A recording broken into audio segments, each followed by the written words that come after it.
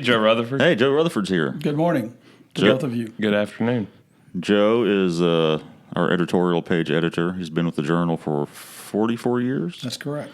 and is retiring this week. Have you got it down to the day yet? 44 years, 17 days. 44 years ago on August the 28th is when I started. And, of course, at the time, George McLean was the publisher of the Journal, longtime publisher of the Journal, and he and his wife had a big influence here on the community. And, you got to see up close how he kind of handled things and handled situations like that. And, Yes, he had a profound influence not only on Tupelo but on all of northeast Mississippi. right. Because the Daily Journal was pretty much the newspaper of record for all the counties surrounding Lee County, and it had its reach extended into Tippah County and Alcorn County and places like that. But Mr. McLean was a man of great conviction. He did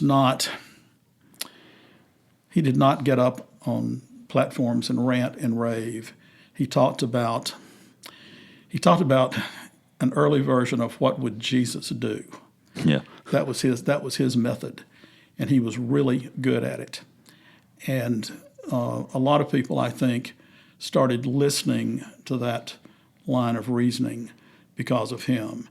But he absolutely would not back down in the face of pressure from any segregationist group. And she was, Mrs. McLean, who was George McLean's widow, was a very hands-on chairman of the board. And she was business savvy, and she was fearless. She was completely fearless, and she was a real inspiration to me and to a lot of other people who were uncertain, candidly speaking, when Mr. McLean died in 1983, in the spring of '83, because he was the Daily Journal. He was the spirit of the Tupelo spirit, and a lot of people thought, "Gosh, what are we going to do now?" And at some point, I think most people, including people like Jack Reed, who was Mr. McLean's best friend in Tupelo, just decided that the best way to perpetuate George McLean's influence was to keep on doing what he had been doing. And if you ever listen to a Jack Reed speech, it had some kind of reference to George McLean in it and the way he did things. And what Tupelo has done that has been most successful has been in that vein of leadership and of community action. You like talking about everybody else. We want to talk about you. Yeah. Let's talk about Joe. Yeah. What makes Joe tick? What's your favorite color? Why did you stay here for 44 years? What's Joe? your favorite sandwich? No, I don't mean that in a negative way. Like, What's your license plate? not everybody works at one place for How did you 44 put up with this place for so long? Actually, truthfully, I believed in what George McLean stood for.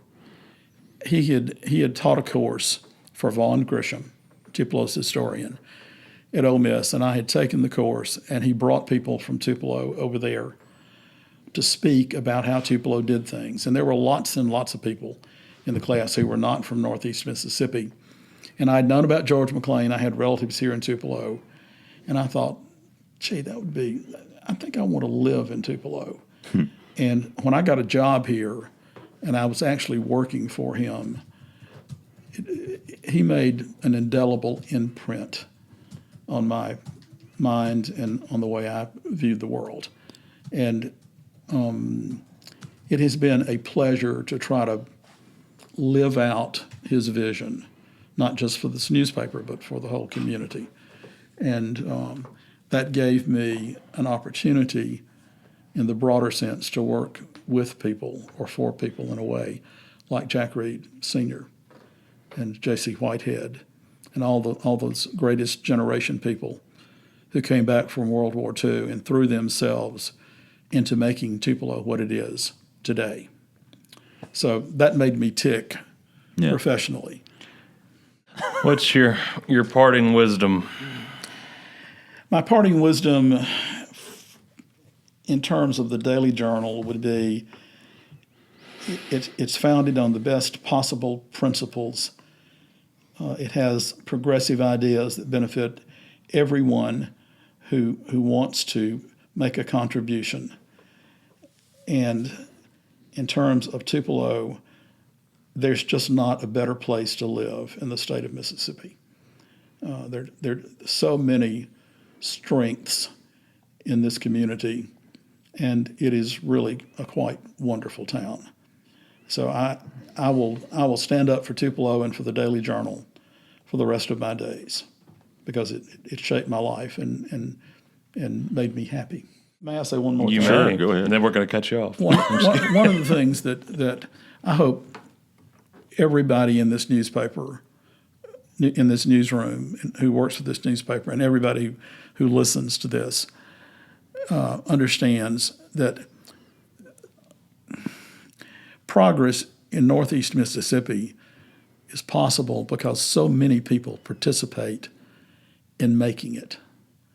I mean, if you can go to every major town, Corinth, Amory, New Albany, Oxford, and there's this core group of people who really believe in a better life for everybody. Jack Reed Jr. says, life is a party and God invites everybody to the party. And I think we live in a special area that probably could not function as it does in a larger, maybe metropolitan environment. Small town Mississippi is interconnected in ways that no place else Yeah. is interconnected.